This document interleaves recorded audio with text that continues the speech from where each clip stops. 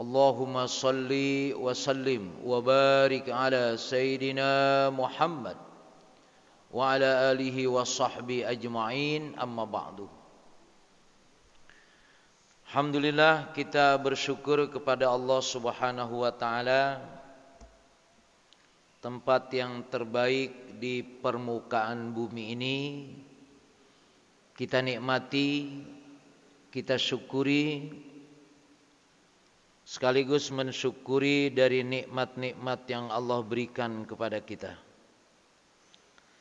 Mudah-mudahan keberadaan kita di tempat yang paling mulia ini, segala kebaikan Allah limpahkan kepada kita. Allah bimbing kita istiqamah dalam menjalankan perintah-perintahnya, dan Allah jadikan kita orang-orang yang husnul khatimah. Amin ya rabbal alamin. Salawat serta salam kita sampaikan kepada Nabi kita Muhammad sallallahu alaihi wasallam, Nabi yang menjadi uswah kita dalam menjalani hidup dan kehidupan ini. Jamaah yang dimuliakan Allah Subhanahu wa taala, kita lanjutkan pembahasan fikih pada hal kaitannya dengan hal-hal yang membatalkan wudu. Beberapa pertemuan yang lalu kita sudah membicarakan tentang air. Pada kesempatan ini kita lanjutkan pada bab tentang pinawakidil wudu. Beberapa hal yang membatalkan wudu. Dasar kaitannya yang membatalkan wudu itu adalah sebagaimana firman Allah, a'udzubillahi minasyaitonirrajim, au jaa ahadum minkum minal ghaid aw lamastumun nisa, yaitu seseorang yang telah melakukan buang air besar atau bersentuhan dengan perempuan. Itu sumber asal yang dinyatakan kita batal wudu. Kemudian Rasulullah menjelaskan, la yaqbalullahu sholata man ahdasa hatta yatawaddo'a. Allah tidak menerima sholat seseorang ketika dia sudah batal wudunya atau berhadas sehingga dia melakukan wudu. Jadi kaitannya dengan wudu itu adalah pokok kita diperintahkan melaksanakan sholat. Wa tafaqu fi hadzal bab ala intiqadul wudu minal baul wal ghaid wal rih wal madhi wal wadi li sihhatil asar fi hadza idza kana khurujuha ala wajhis sihhah. Secara umum para ulama bersepakat hal-hal yang membatalkan wudu itu adalah pertama karena kencing. Jelas itu. Kemudian al-ghaid, air besar. Kemudian rih, keluar angin. Nanti dalam pembahasan keluar angin ini, Bapak yakin enggak wudunya batal? Ketika keluar angin, enggak ada rasanya, enggak merasa keluar angin. Tapi aromanya ada, berarti keluar. Ya enggak merasa keluar angin tapi aromanya ada. Atau sebaliknya, aromanya enggak ada tapi perasa keluar angin, ya sudah. Yang lain adalah al-madhi. yang keluar dari bagian depan kita, ya, yang keluar dari bagian depan kita itu ada berapa macam? Ini udah balik semua kan? Ya. Pertama sudah tentu al-baul, air kencing. Yang kedua, ini dalam istilah fikih, yang kedua itu tetesan terakhir dari baul itu namanya al-wadi. Makanya ada hadis itu supaya yakin betul baulnya keluar itu diurut.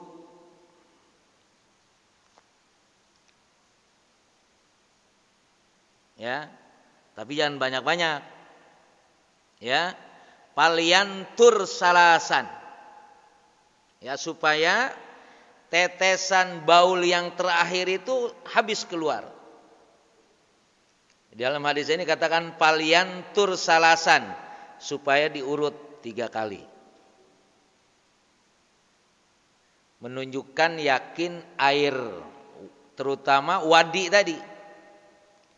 Kalau baul kan keluarnya kenceng, ser gitu ya, air kencing itu kan.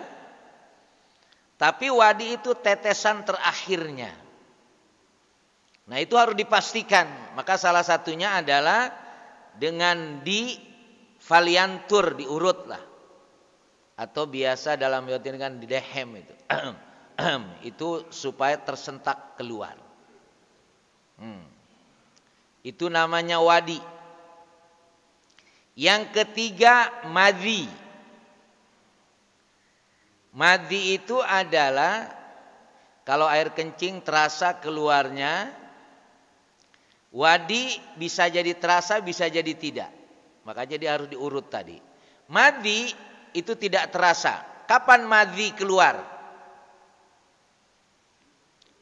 Madhi keluar biasanya kalau badan kita terasa lelah, capek. Atau madhi itu akan keluar biasanya kalau orang mau berjima dengan istrinya, muqaddimahnya itu udah keluar tuh madhi itu. Basa-basa dikit dah. Ya. Suka perhatiin enggak itu? Sebelum mulai acting dengan istri itu, ya, itu akan keluar air namanya madhi.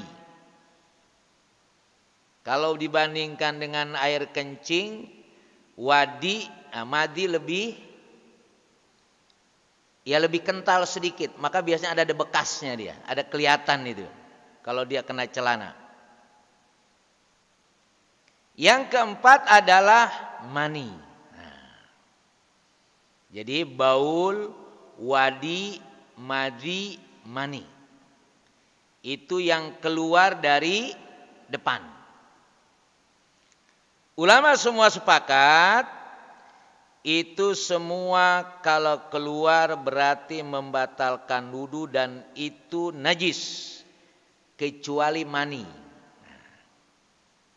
Mani itu najis atau tidak? Enggak. Kalau mani najis, bapak najis. Karena bapak dibuat dari mani. Cuma bedanya, kalau baul, wadi, madhi, itu keluar cukup dibersihkan saja dengan wudu, berarti batal wudu. Sedangkan mani kalau keluar dia harus mandi. Apa bedanya madhi dengan mani tadi? Ya, madhi keluarnya tidak terasa. Kalau mani, keluarnya terasa.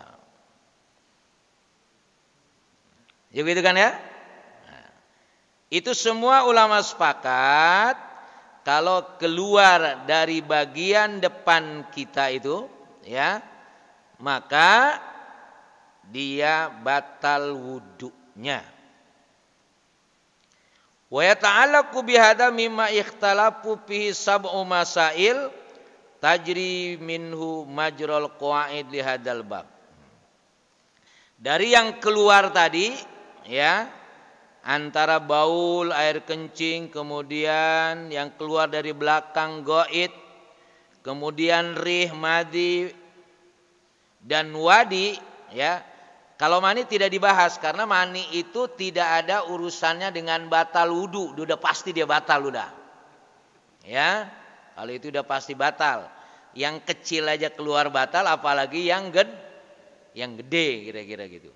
Nah, dari semua itu, ya, para ulama berbeda pendapat kaitannya apa yang menjadikan batal wudu tadi.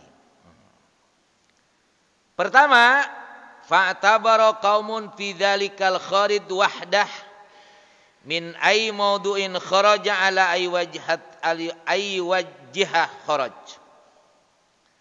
Pemahamannya adalah kaitannya apa yang keluar. Ini urusan batal wudu ini yang keluar. Yang keluar dari jasad. Ya. Yang akhirnya dari yang keluar dari jasad itu membatalkan wudu. Jadi yang pertama kaitannya al-kharid wahda. Urusannya apa yang keluar. Nanti akan dibahas lebih jauh. Yang keluar, apa yang keluar, kemudian keluarnya dari mana. Ini kadang-kadang ngaji ini rada ribet memang, Pak.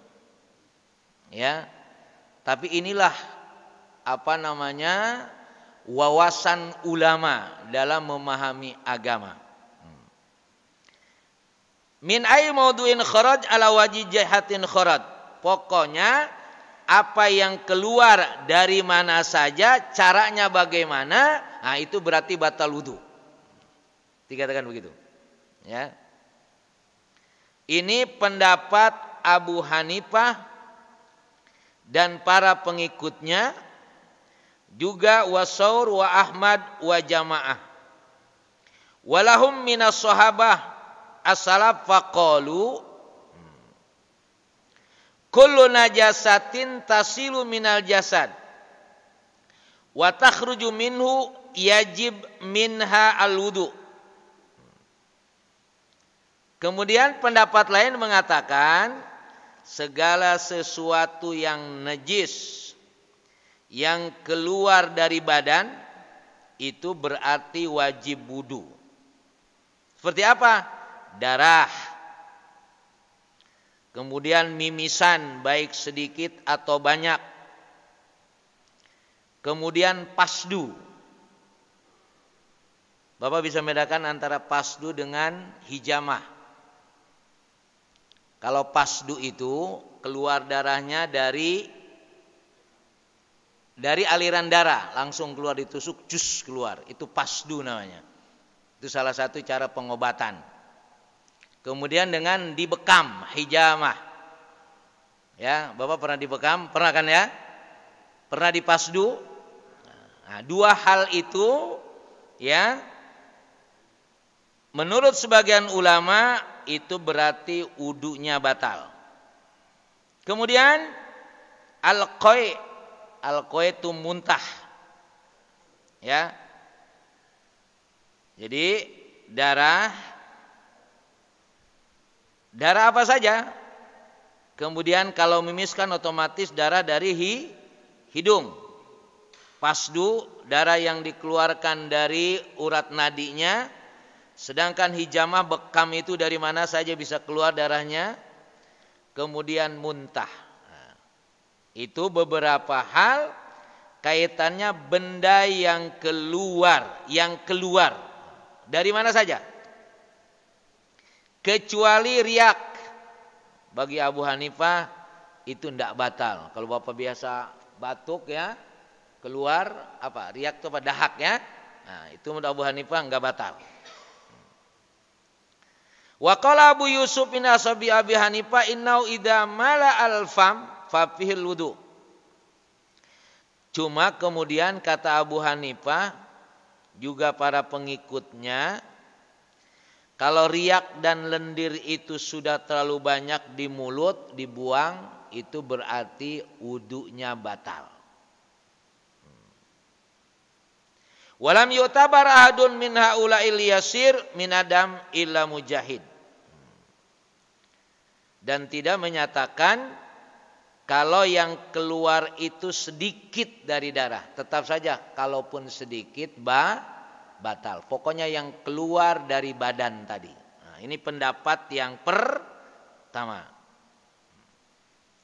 Pendapat yang kedua atau kaitannya dengan apa yang keluar dari badan ini, wa tabara qaumun akharuna al-mukhrijina adzakar wad dubur. Sedangkan yang kedua ini keluarnya hanya dari bagian depan dan belakang. Kalau tadi itu keluar dari mana saja. Ya. Pokoknya kalau udah urusan keluar dari jasad berarti batal. Sedangkan yang kedua ini urusan keluarnya hanya dari dua tempat, depan dan belakang atau lubang depan dan lubang belakang. Bapak punya lubang berapa? Pernah ngitung nggak? Coba dihitung berapa lubang yang Bapak punya itu.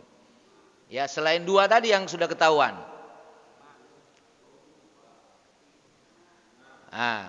Nanti hitung sendiri dah. Ya, ini memang hal-hal yang berkaitan dengan begini kelihatannya remeh. Tapi dalam kaitannya secara hukum nanti ada dampak terhadap batalnya wudu. Sehingga kalau kita tidak tahu batal wudu dianggap biasa saja lalu kita sholat berarti kita sholat tanpa wudu. Maka tadi la yaqbalullahu sholatan man ahdasa. Allah tidak menerima sholat seseorang ketika dia batal wudunya. Hatta yatawaddo. Sampai dia berwudu.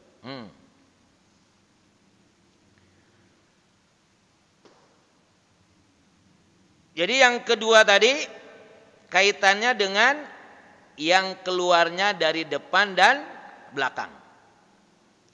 Faqalu kullu ma kharja min hadaini sabilaini fahuwa naqidun lil wudu min aisya'in kharaja min dam au hasa au bulgham. Ya. Pokoknya kalau sudah keluar dari dua tempat tadi, ya, dia batal wudu. Misalnya apa? Darah keluar dari depan atau dari belakang. Atau kerikil. Nah, mungkin karena apa yang suka apa? Batu kecil gitu ya. Ya. Itu karena keluarnya dari depan berarti batal. Atau juga kaitannya dengan lendir.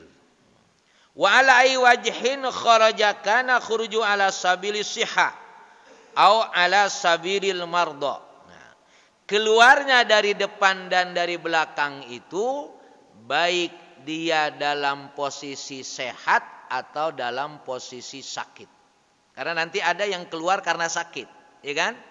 Nah, pendapat yang kedua ini, yang keluar itu dari depan atau dari belakang apapun, ketika dia sehat atau ketika dia sakit, tetap itu membatalkan wudu.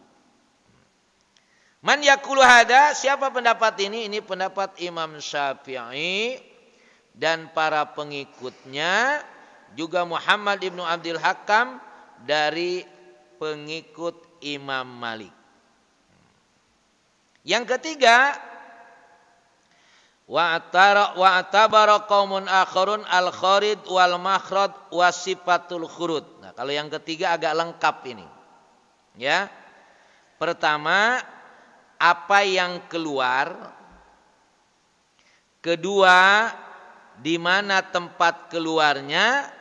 Dan ketiga, apa yang sifat keluar tadi. Faqalu kullu ma kharja minas sabilaini mimma huwa mu'tad khurujuhu. Maka apa yang keluar dari dua depan, dari dua jalan tadi, depan dan belakang, itu biasa keluar seperti tadi baul, air kencing, goit, air besar, madi, wadi, dan rih. Itu kan kaitannya adalah yang keluarnya apa? Yang keluarnya baul, air kencing. Yang keluarnya adalah air besar, yang keluarnya adalah madhi, yang keluarnya adalah wadi, yang keluarnya adalah rih. Itu yang keluarnya. Idza kana khuruju ala wajhi sihab fa huwa yankidul wudu. Maka kalau yang keluar itu baul, ghaid, madhi, wadi, rih dalam posisi sehat, maka dia batal wudunya. Karena nanti Pak, ada orang yang keluar mulu.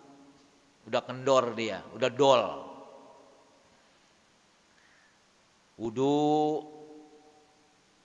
Wudunya baru selesai, jalan sedikit, keluar. Bekser ya. Jadi tidak akan pernah selesai itu. Keluar lagi. Nah, itu berarti posisinya dalam posisi sakit. Ya. Sudah tentu nanti ada beda hukumnya. Kalau dikatakan tadi adalah wajhus sihah. Keluarnya itu posisinya dalam keadaan sehat. Maka dia batal. Nah sekarang kalau keluarnya dalam posisi sakit, wudu baru selesai, udah 4 langkah 5 langkah, kedengar suaranya pret misalkan. Ya, jadi depannya udah dol, belakangnya juga sudah dol. Itu berarti posisinya dalam keadaan sakit. Nah kalau itu terus diikuti wudu terus berarti kapan sholatnya? Nah, maka itu keadaan yang dalam posisi sakit. Ya, nanti sudah tentu beda ketentuan hukumnya. Wasababu fi ikhtilafihim anau lamma ajma'al muslimuna ala inqidadil wudu mimma yakhrud minas sabilain min ghaitin wa bolin warin wa madin li dhahiril kitab. Perbedaan pendapatnya apa? Kok mereka berbeda pendapat nih urusan yang keluar dari badan. Ya. Hal itu memang ijma kaum muslimin menunjukkan bahwa yang membatalkan wudu itu ya adalah apa yang keluar dari 2 jalan tadi, depan dan belakang. Yaitu air besar, air kecil, angin, kemudian madhi dan wadi. Itu jelas kalau itu.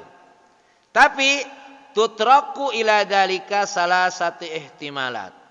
Dari yang keluar tadi, baul, ghaid, rih, wadi, madhi, masih memungkinkan juga kemungkinan berbeda pendapatnya. Jadi yang keluar tadi apa yang keluar dari badan, ya, apa yang keluar dari badan tadi itu masih dipermasalahkan. Yang keluarnya apa dan dari mana keluarnya. Angin misalkan. Keluar angin yang membatalkan dari mana? Dari belakang. Ada enggak yang keluar angin dari mulut? Ada. Sama-sama keluar, sama-sama angin, tetapi yang keluar dari mulut angin itu tidak membatalkan. Nah, ini sama-sama angin nih. Ya. Bahkan bisa jadi angin dari depan itu dari mulut bisa jadi baunya nggak enak. Bisa jadi habis makan duren, bisa jadi habis makan jengkol atau pete misalkan. Ya. Anginnya sama, tapi tempat keluarnya berbeda. Ayakunal hukmu inama ala qabi a'yan hadil asya faqat. Al-muttafaq 'alaiha ala ma rawahu Malik rahimahullah. Nah, kaitannya secara hukum itu apa yang keluar itu jenisnya, bendanya dan zatnya itu adalah punya pengaruh tadi. Sama-sama angin. tapi keluarnya bukan dari belakang.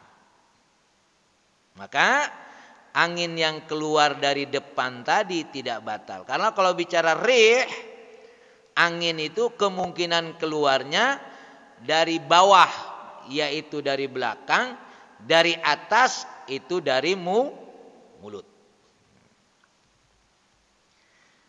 Ihtimalus tsani, kemungkinan yang kedua, ayakunal hukmu inama alaqa biyadi min jihati ana anjas kharijah minal badan.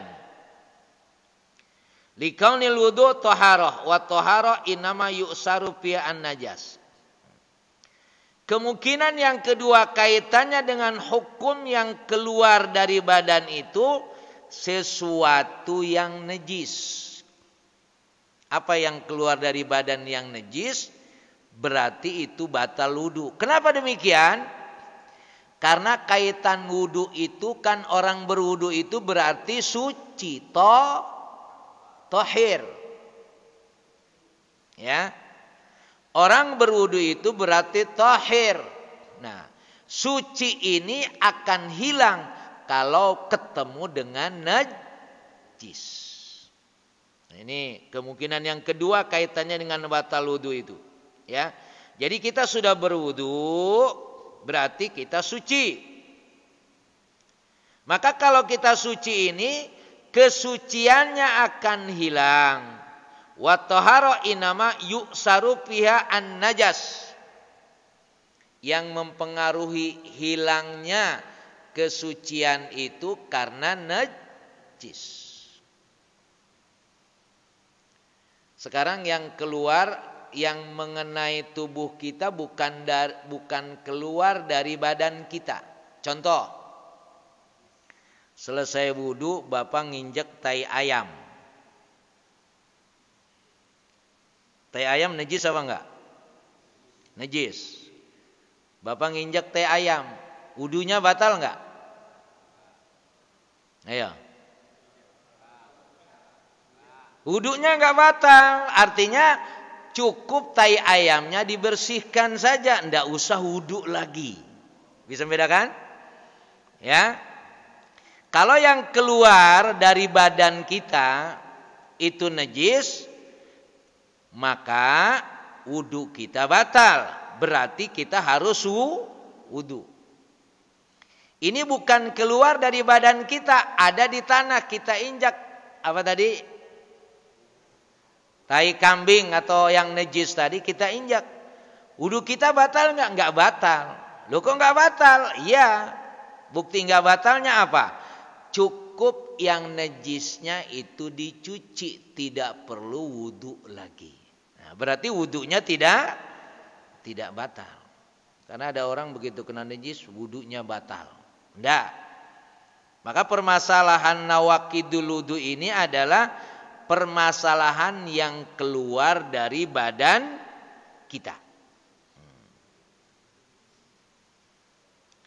Wal ihtimalu salis ayyakunal hukmu aidan inama uliqabya min jihatin ana kharijah min hadaini sabilaini.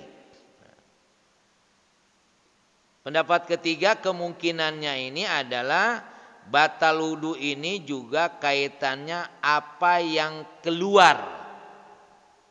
Apa yang keluar tapi dari dua. Dari depan, dari belakang. Posisinya di bawah semua itu, bukan di atas. Ya.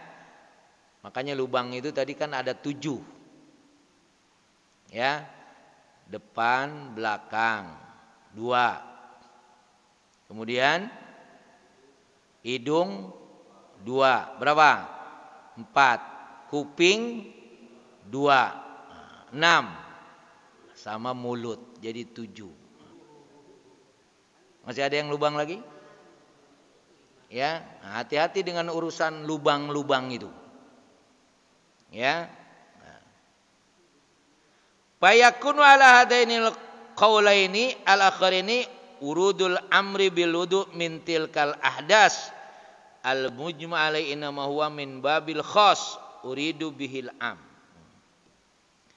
Kaitannya dengan apa yang keluar dari depan dan belakang itu, ya, itu diperintahkannya supaya wudu, karena apa yang keluar dari depan dan belakang itu membatalkan wudu.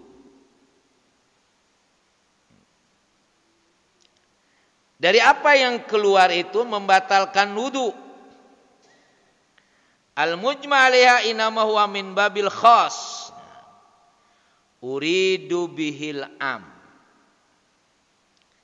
Kaitannya dengan penyebab yang khusus keluar dari depan dan belakang, yang kemudian karena keluar dari depan yang belakang itu diperintahkan untuk berwudu. Kenapa?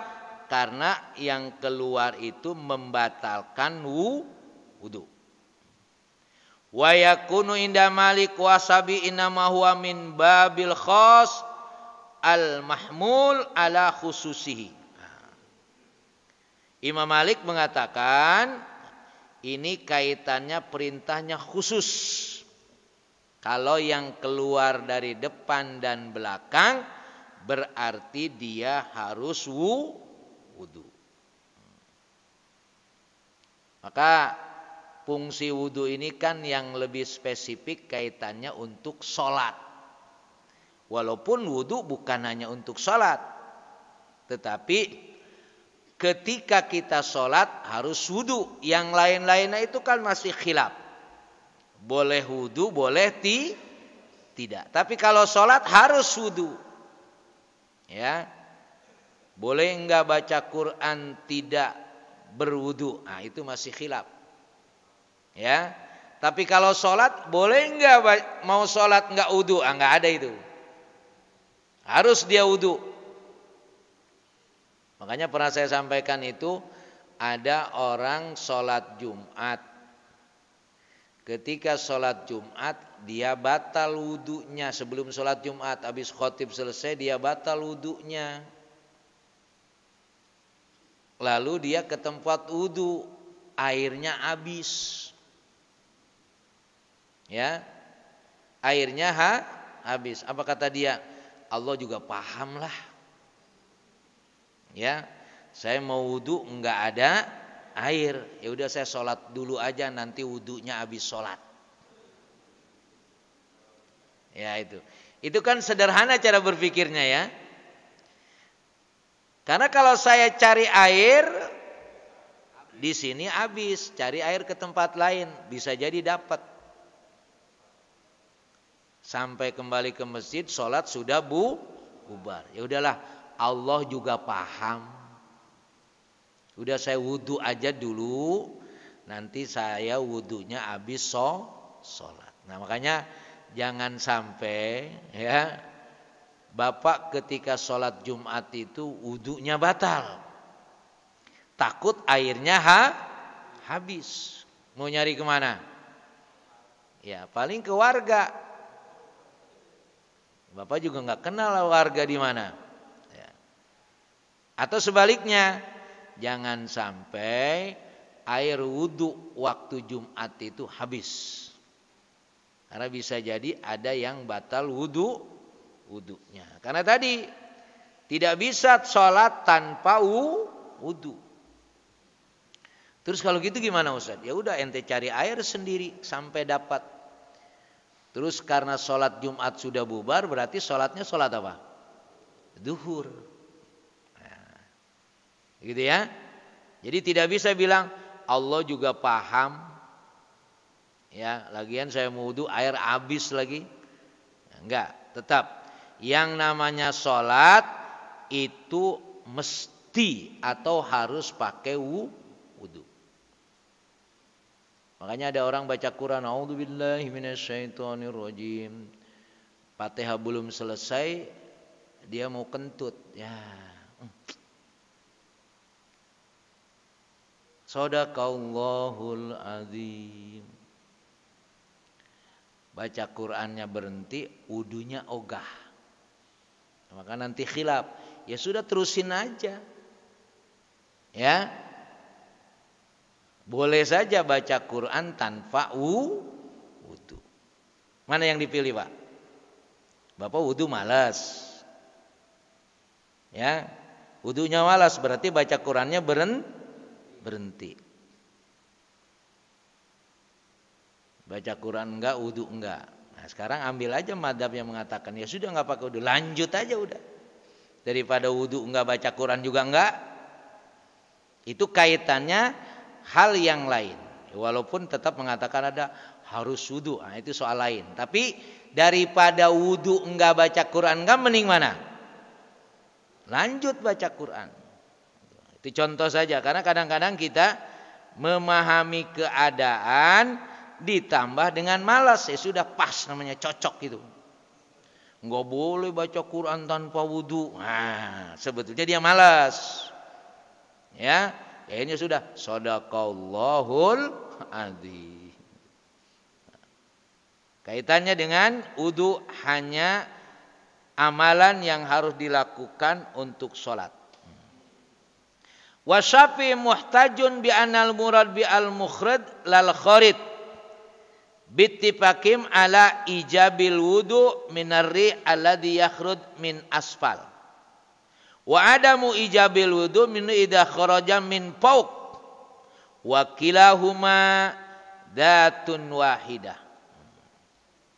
Ini kaitannya urusan yang keluar, tapi keluarnya tidak dari semua tempat. Keluarnya hanya dari 2 tempat tadi, kata Imam Syafi'i. Tidak semua urusan yang keluar dari tempat yang lain. Yang keluar hanya dari 2 tempat tadi. Tadi contohnya, angin. Kalau keluar dari bawah berarti batal. Kalau keluar dari atas artinya dari mulut, enggak batal. Nah, jadi menurut Imam Syafi'i, urusan keluar ini bukan hanya apa yang keluar, justru dari mana keluarnya. Nah, bisa membedakan ya? Ya. Memang banyak yang keluar dari badan kita tadi, tapi kata Imam Syafi'i, yang menjadi pokok utama adalah bukan yang keluarnya, tetapi dari mana keluarnya. Sumber keluarnya menurut Imam Syafi'i adalah 2 tempat tadi, depan dan belakang. Berarti apa yang keluar dari situ tidak batal? Ya iya. Buktinya apa tadi? Contohnya rih tadi. Angin. Angin yang keluar dari belakang bawah itu batal. Tapi angin yang keluar dari depan atas itu enggak batal. Ini sampai sedetil ini ya. Imam menjelaskan kaitannya dengan batal wudu. Itu pendapat Imam Syafi'i.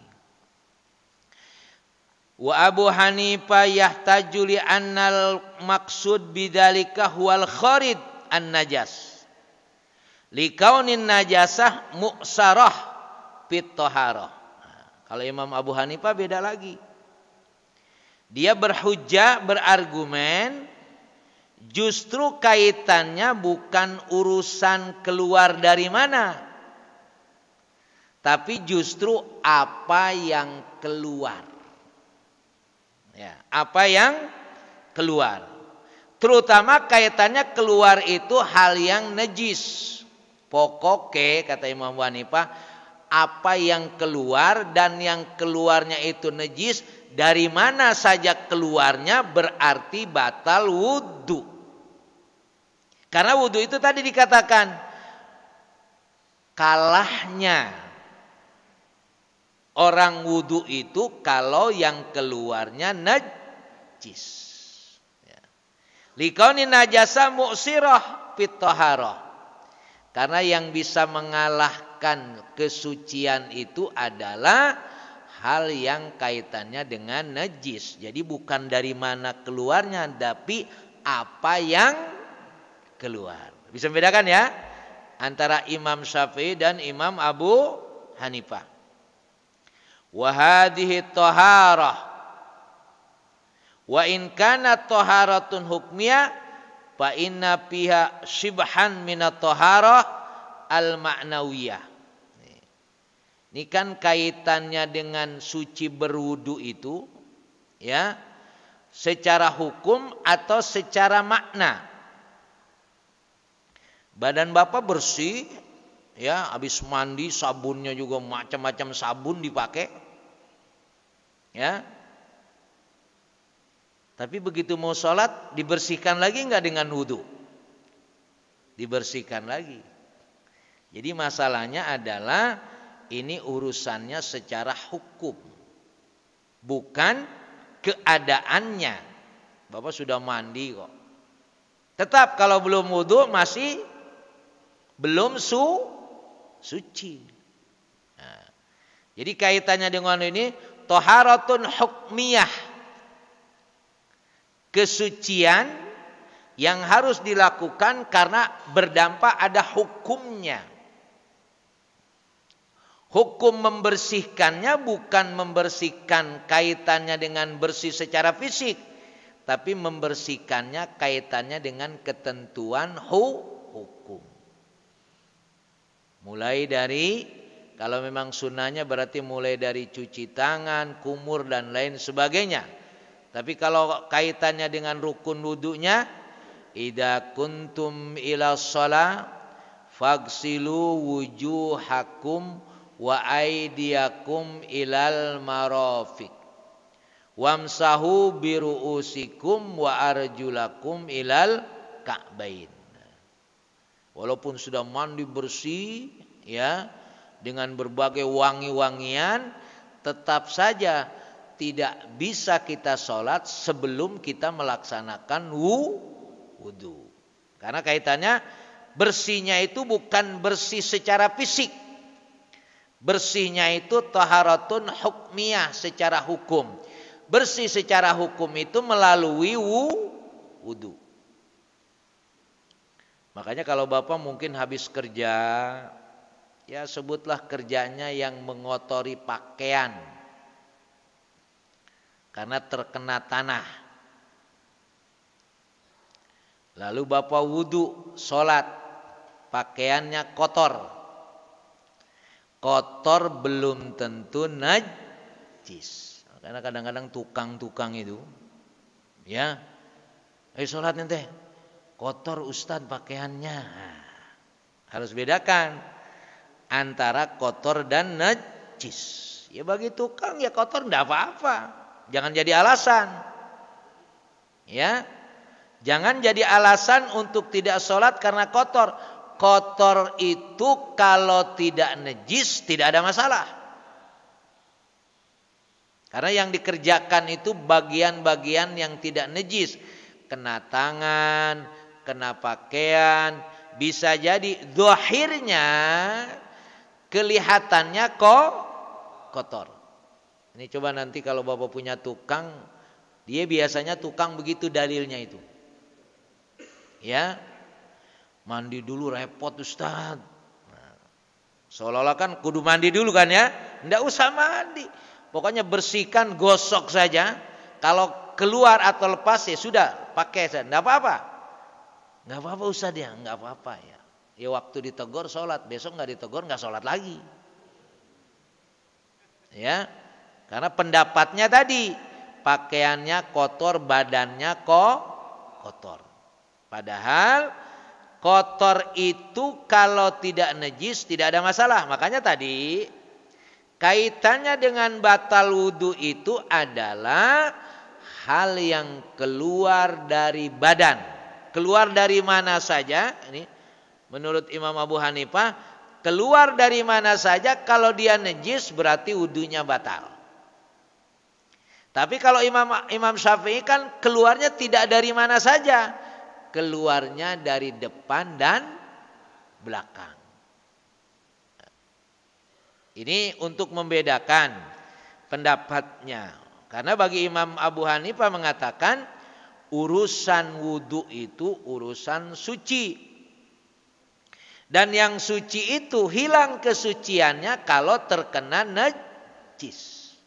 Nah, terkena najis juga tadi apa? Terkena najis yang keluar dari badan.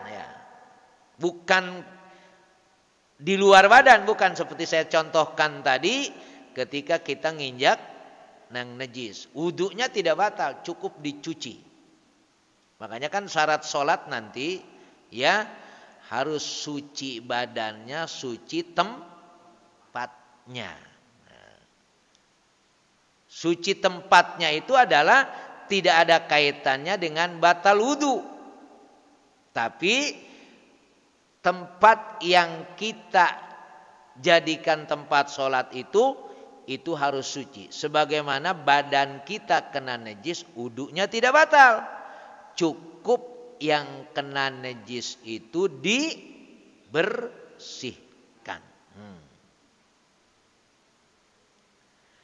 Anna Rasulullah qa'a fatawaddo'a. Nah, ini kaitannya yang keluar itu dianggap najis. Apa dasarnya Imam Abu Hanifah? Rasul itu waktu itu muntah. Muntah keluarnya dari mana? Dari mulut. Artinya ini menurut Abu Hanifah bukan urusan hanya dari depan dan belakang sebagaimana Imam Syafi'i. Keluar dari mulut, yang keluarnya ini najis, maka dia tetap harus wudu. Apa dalilnya tadi? Qa'a Rasulullah fatawaddo'a. Rasulullah muntah. Karena dia muntah itu kan najis. Ya kan? Menurut Imam Abu Hanifah dia najis, lalu Rasulullah wudu, berarti bukan hanya tempat keluarnya dari depan dan belakang, keluar dari mulut pun kalau itu najis berarti batal. Nah, ini Abu Hanifah ya, Abu Hanifah. Kemudian yang kedua kaitannya dengan apa yang keluar tadi. An Amru an Umar wa ibnu Umar radhiyallahu anhuma min ijabihi ma'al wudu minar ri'ab. Ya. Ketika tadi mimisan, yang keluar apa? Darah. Darah mimisan itu keluar dari mana? Hidung. Nah, karena darah itu najis, maka kata Imam Abu Hanifah, dan dalilnya ini riwayatnya dari Umar wa ibnu Umar. Berarti apa yang keluar walaupun dari hidung dan dia najis, maka itu wudunya batal.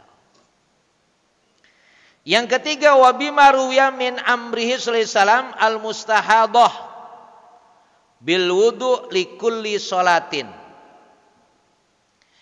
Antara haid dan istihadah, orang keluar darah, perempuan ini ya.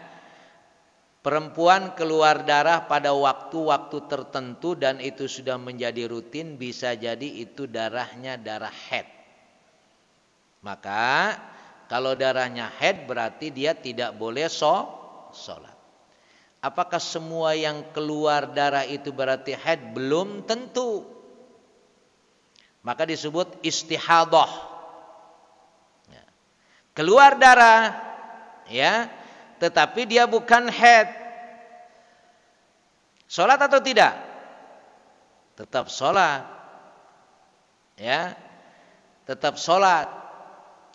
Cuma bedanya, kalau orang istihadah tadi, setiap dia mau sholat harus wudu. Bisa jadi belum batal wudu, belum kentut, belum apa, tapi kan darahnya keluar tadi kan? Maka ketika dia mau sholat lagi, orang yang istihadah itu dia tetap harus wudu ketika mau sholat. Itu bedanya di situ. Sama dengan kalau tayamum, Pak. Tayamum itu, Bapak tayamum mau sholat duhur, ya, mau sholat duhur tayamum. Selesai sholat duhur, sebut saja ba'diyah. Bapak belum batal tayamumnya, belum batal wudunya tadi karena tayamum. Kalau asar langsung sholat apa tayamum lagi? Nah, kalau tayamum lagi. Walaupun belum batal. Kalau istilah wudu, wudunya belum batal. Kalau wudu, ya, Bapak merasa habis sholat duhur tadi belum batal wudu, begitu asar ya sudah langsung sholat, tidak apa-apa. Tapi kalau tayamum tetap harus tayamum lagi. Nah, itu bedanya di situ. Ya. Fakanal mafhum min hadza kullu inda Abi Hanifah al-kharidun najas. Nah, maka kata Abu Hanifah, bukan urusan keluarnya dari mana, ya, justru apa yang keluar. Bisa bedakan ya? Ya. Kalau Abu Hanifah itu al-kharid, apa yang keluar. Mau keluarnya dari hidung, keluarnya dari mulut, kalau itu najis berarti wudunya batal. Tapi kalau Imam Syafi'i yang keluar hanya dari dua tempat tadi, depan dan belakang. Analoginya apa? Yang keluar dari belakang rih, angin, itu batal wudu. Tapi kalau yang keluar rih di luar itu tidak batal wudu. Wa innama tafaqa Syafi'i wa Abu Hanifah ala ijabil wudu minal ahdas al muttafaq 'alaiha wa in kharadat ala jihatil marda li amrihi sallallahu alaihi wasallam bil wudu inda kulli salatil mustahadah wal istihadah maradun. Yang sepakat antara Imam Abu Hanifah dan Syafi'i ini kaitannya dengan istihadah saja. Kalau setiap dia mau sholat dia harus wudu. Sekarang apa bedanya pendapat Imam Syafi'i dan Abu Hanifah? Kalau Imam Syafi'i itu yang keluar dari dua tempat. Di luar itu tidak ada masalah. Tapi kalau Imam Abu Hanifah keluar dari mana saja, pokoknya kalau yang keluar itu najis berarti wudunya batal. Ya sudah tentu, yang keluar dari depan kata Abu Hanifah itu semua najis, otomatis wudunya batal. Yang keluar dari belakang juga itu najis, otomatis wudunya batal. Jadi apa tambahannya pendapat Imam Abu Hanifah? Tambahannya di luar yang keluar dari depan dan belakang, kalau itu keluar dari mana saja dan dia najis berarti wudunya batal. Mimisan, ya, muntah, ya, itu menurut Imam Abu. Dalilnya tadi, Nabi ketika muntah dia wudu. Kemudian riwayat Ibnu Umar dan Umar ketika keluar mimisan itu juga wudu. Nah, ini bedanya Imam Abu Hanifah. Sekarang ketika Bapak muntah, pernah enggak Bapak muntah? Bapak wudu lagi enggak?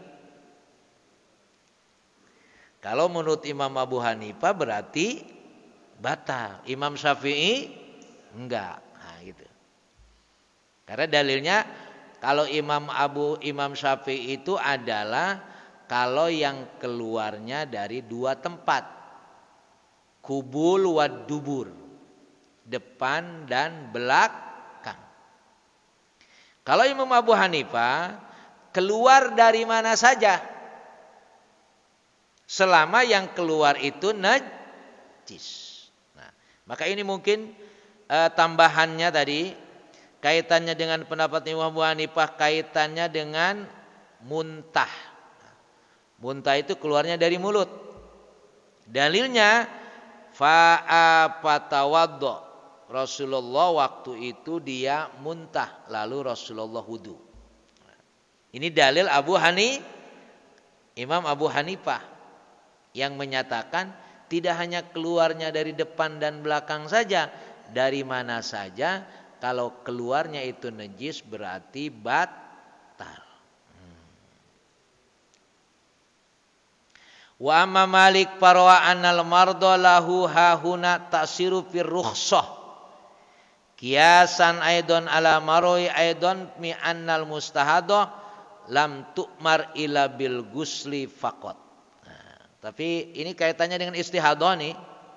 ya, head, dia head, tapi kok darahnya nggak berhenti-berhenti, padahal biasanya 2-3 hari atau seminggu sudah berhenti, ini masih keluar juga, nah, berarti istihadah, maka tetap diperintahkan mandi. Ya, karena tadi head dulu kan, istihadah diawali dengan head. Ya. Lam tu'mar ila bi ghusl faqat. Wa dzalika anna hadis Fatimah binti Abi Jaisin hada huwa muttafaq ala sihhatihi. Nah, bedanya di sini kalau Imam Malik ya sudah, kalau istihadah itu ya sudah, begitu dia mandi berarti suci sudah.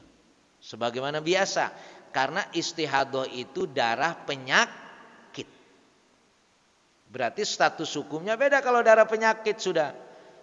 Ya, berarti hanya cukup mandi dan berikutnya ya normal biasa. Dia tetap wudu ya untuk sholat dan berikutnya. Wa yakhtalif fi hadza ziyadah fihi a'ni al-amru bi kulli shalah. Walakin Abu Umar Ibnu Abdul. Jadi kata Imam Malik enggak perlu wudu terus, ya sudah kalau wudunya belum batal, walaupun dia keluar darah karena istihadah, boleh. Ini pendapat Imam Malik. Beda dengan kalau Imam Syafi'i dan Abu Hanifah sepakat.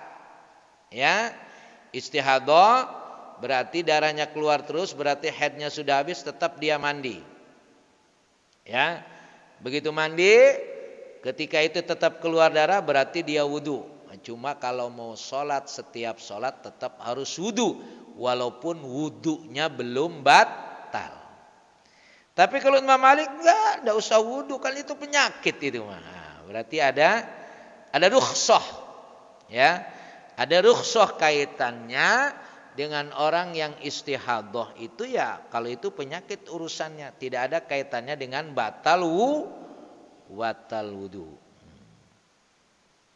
Walakin sahabu Umar Ibnu Abdul Bar, memang ada pendapat mengatakan, Imam Abdul Umar mengatakan itu hadis yang sahih, yang satu mengatakan hadis itu tidak sahih. Nah, ini biasa ya, penilaian kualitas hadis, kemungkinan ada ada yang mengatakan hadis ini sahih, ada yang mengatakan hadis ini tidak sahih. Nah, itu kaitannya dengan ilmu hadis. Maka memang nanti ulama akan mengambil kesimpulan yang berbeda dari satu hadis atau istimbat hukumnya, tergantung dia menilai ini hadis sahih atau dhaif. Karena dalam menentukan hukum itu hanya hadis yang sahih yang bisa dijadikan dasar hukum. Sekarang kalau hadis dhaif bisa dipakai nggak hadis dhaif? Bisa, dalam fadhailul a'mal. Kaitannya dengan ketentuan hukum yang sifatnya untuk fadilah amal. Tapi ketentuan hukum haram, wajib, ya, hanya hadis sahih, apalagi mutawatir. Ya. Sedangkan hadis dhaif, ya, itu tidak bisa dijadikan dalil untuk menentukan hukum. Kalaupun mau mungkin hadis hasan. Itu pendapat para ulama kaitannya dengan ketentuan hadis yang bisa dijadikan dalil. Makanya nggak bisa bilang hadis ini dhaif, tidak berarti hadis ini dhaif tidak bisa dijadikan dalil, bisa. Cuma untuk apa? Untuk fadhailul a'mal, untuk amalan-amalan yang diutamakan. Tapi kalau hadis dhaif tidak bisa dijadikan dalil, kaitannya dengan ketentuan halal dan haram. Maksud saya supaya Bapak tidak meremehkan hadis dhaif atau tidak membuang hadis dhaif begitu saja. Dia tetap bisa dijadikan dalil, untuk dijadikan dalil, cuma bukan menentukan halal wal haram. Tapi untuk fadhailul a'mal itu dibolehkan. Saya kira ini jamaah yang dimuliakan Allah Subhanahu wa taala, ya. kaitannya dengan batal wudhu ini mungkin yang perlu dicermati pendapatnya Abu Hanifah. Kalau pendapatnya Imam Syafi'i saya kira antum sudah paham itu ya. Yang keluar dari depan, yang keluar dari belakang. Tapi kalau pendapatnya Imam Abu Hanifah ini bukan dari depan dan belakang saja. Yang dari manapun keluar, kalau itu najis berarti wudhunya batal. Kalau mau ikut Imam Abu Hanifah maksud saya, ya. Tapi untuk ihtiyaton boleh saja, ya. Untuk kehati-hatian pendapat Imam Abu Hanifah boleh dijadikan sebagai dasar. Ketika mimisan, ketika muntah. Ya. Walaupun menurut Imam Syafi'i enggak batal. Saya kira ini mungkin ada yang menambahkan atau bertanya, ya walaupun kayaknya waktu masih ada agak sedikit ya. Kembali gitu kan. Ya. Lebih ya. Namun kita akan membuka dua penanya, satu penanya dari ruangan ini karena di chat ada titipan pertanyaan. Kami persilakan ada dua, tadi Bapak satu ya, 1, 2, 3. 3 Pak, Ustaz. Kami persilakan ini dulu Pak Jajan.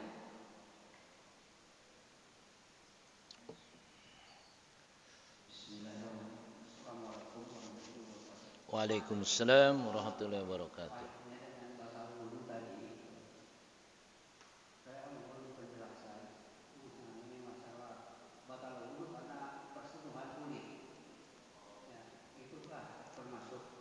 Yang dibatalkan atau tidak? Terima kasih.